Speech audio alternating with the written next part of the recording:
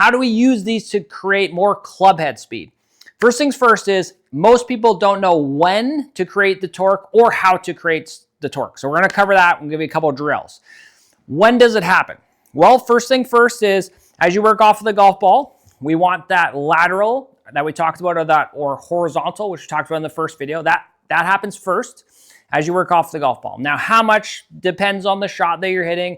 Driver more than iron, and then obviously with chipping and pitching and putting, it's even less. But we want to see some amount of that. And again, you might be putting it to the ground. You may not see it because you might do it really quickly. But we want some more of that horizontal or that lateral force. Then once the lateral force has happened, then we're going to start twisting, and that is the torque phase.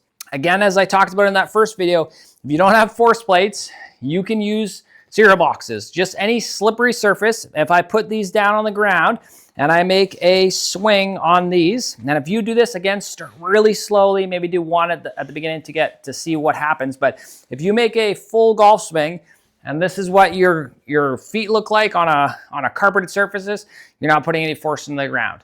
And therefore, you're not creating enough club head speed because you're not creating that force from the ground through your legs out to the club. If I make a practice swing with the cereal boxes, it would look like that.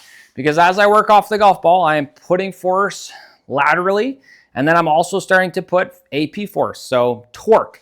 Again, if I got rid of that lateral force, it would look more like this, right, as I work off that golf ball. I get rid of these cards, and I do that same motion, but because my feet don't slide out, I get the resulting twist action. This would be torquing in the ground. That's what we want in your swing. Now, what are we looking for? Well, in the trail foot, as we work off of that golf ball, what we want to have is we want that force, again, we've got a little bit of that lateral, and then we want that trail foot going out this way.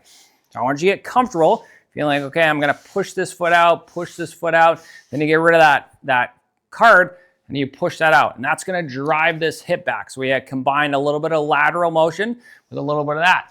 And that's gonna keep you, if you're a trail post golfer, we're gonna cover this in the third video, that's gonna get you loaded up into this trail side, which is really good, that's what you want.